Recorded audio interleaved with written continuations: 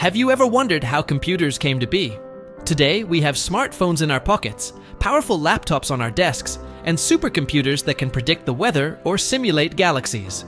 But this technology didn't just appear overnight. It evolved step by step through centuries of human curiosity and innovation. Let's take a journey through time and explore the fascinating evolution of computers.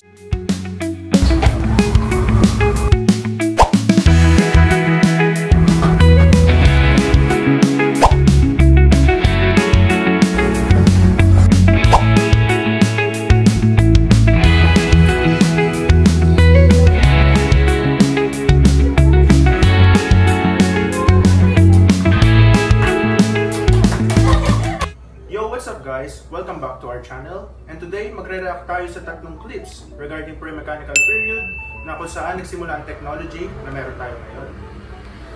So yes, meron tayong tatlong short videos for today. Isa is about the overview, isa is about the inventions, and also the inventors. Tapos magbibigay kami ng mga thoughts na kung paano ito nakaka-connect sa buhay natin ngayon, di ba? Yes, girls! Yes! Let's go! First clip, roll it! The pre-mechanical period was the time before machines. People used stones, sticks, and cave drawings to record information. This era taught humans how to count, write, and store data, paving the way for future inventions. Wait lang ang galing no? Parang dati kung may 5 baka, 5 rin ba ito yung dala mo? Parang literal na Stone Age USB. Wow! Oo. At kung mawala yung bato, wala na. Absent na yung baka mo. Pero seryoso, imagine kung wala silang ginawa noon, paano na lang tayo? Hindi tayo marunong mag-record ng kung ano-ano. Hindi tayo marunong mag-record ng grades, gastos, o kaya lahat, Hindi natin kaya ngayon. Exactly. Kaya huwag nating mamaliitin yung simpleng tally sheets or kaya tally marks at bato. Like, they were the OG data storage, di ba? OG! Wow! Oh my God! So, ito na yung next video. Play!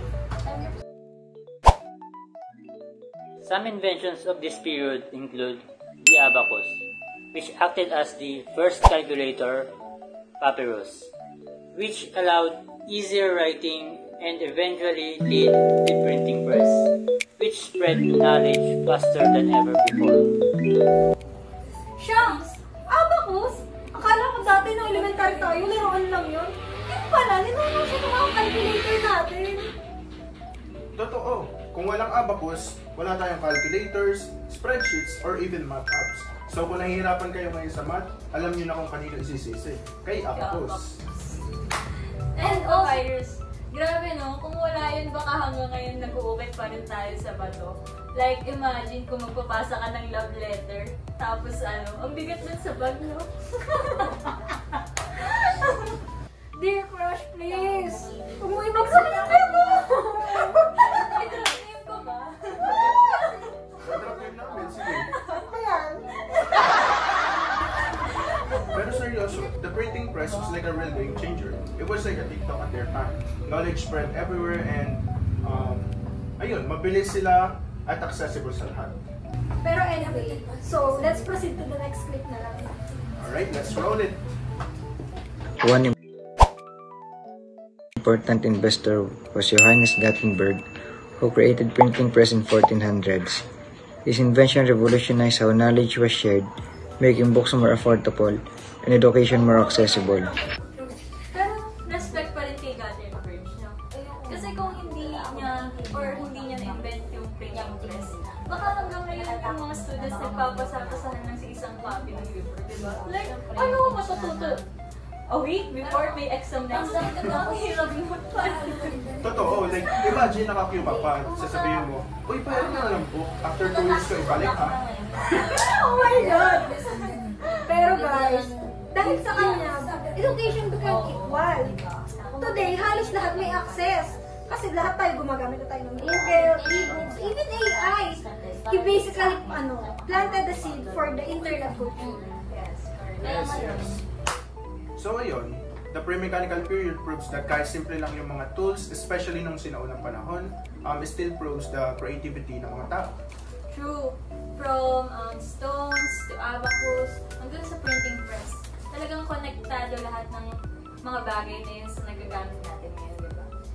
Kaya huwag nating malitin yung mga small beginnings dahil sa kanila, we live now in a world na may smartphones, AI, and of course, memes! So ayun, from stones to screens, what a journey! And guys, thank you for watching. Please like, Share and and